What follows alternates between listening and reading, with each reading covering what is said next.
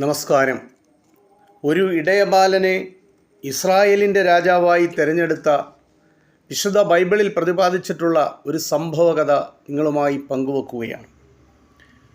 ഇസ്രായേലിൻ്റെ ആദ്യത്തെ രാജാവ് ശൗൽ രാജാവാണ്. ശൗൽ രാജാവ് ദൈവകൽപ്പനകൾ അനുസരിക്കാതെ വന്നപ്പോൾ ശൗലിൻ്റെ സ്ഥാനത്ത് മറ്റൊരാളെ രാജാവായി അഭിഷേകം ചെയ്യുവാൻ ദൈവം ശമൂവേൽ പ്രവാചകനോട് കൽപ്പിച്ചു.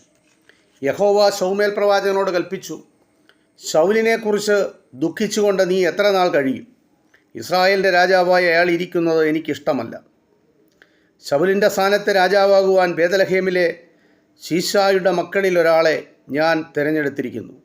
കുറച്ച് ഒലിവെണ്ണയും കൊണ്ട് അങ്ങോട്ട് പോയി അയാളെ രാജാവായി അഭിഷേകം ചെയ്യുക.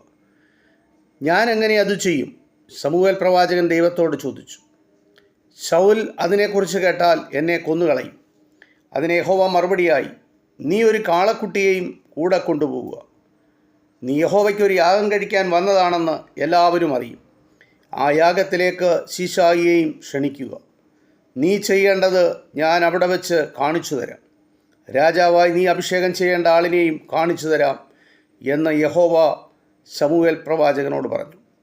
അങ്ങനെ ശമൂവേൽ പ്രവാചകൻ ബേത്ലഹേമിലേക്ക് പോയി. ദൈവത്തിൻ്റെ പ്രവാചകൻ തങ്ങളുടെ പട്ടണത്തിൽ വന്നത് നിമിത്തം അവിടുത്തെ നേതാക്കന്മാർക്കൊക്കെ ഭയമായി. ഈ സന്ദർശനത്തിൻ്റെ അർത്ഥമെന്താണ്? ഇത് സമാധാനത്തിനാണോ അതോ യുദ്ധത്തിനായിട്ടാണോ? അവർ അദ്ദേഹത്തോട് ചോദിച്ചു. ഞാൻ സമാധാനവുമായിട്ടാണ് വന്നിരിക്കുന്നത്. ശമൂവേൽ പ്രവാചകൻ മറുപടി പറഞ്ഞു. ഇവിടെ വെച്ച് യഹോവയ്ക്കൊരു യാഗം അർപ്പിപ്പാൻ ഞാൻ വന്നിരിക്കുന്നു. യാഗത്തിൽ സംബന്ധിക്കുവാൻ ഒരുങ്ങിക്കൊള്ളുക. അദ്ദേഹം ശീശായിയെയും മക്കളെയും ആ യാഗത്തിനായി പ്രത്യേകം ക്ഷണിച്ചിരുന്നു.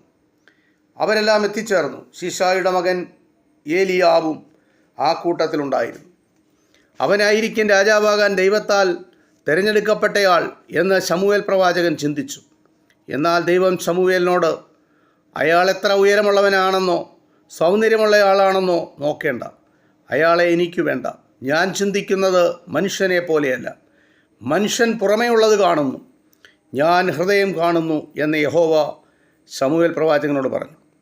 അപ്പോൾ ശീശായിയുടെ മകനായ അബീനാദാബിനെ അകത്തേക്ക് വിളിച്ചു.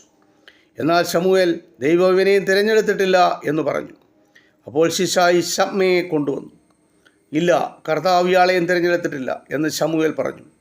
ഉടനെ ശീശായി തൻ്റെ മക്കളിൽ 7 പേരെയും കൊണ്ടുവന്നു.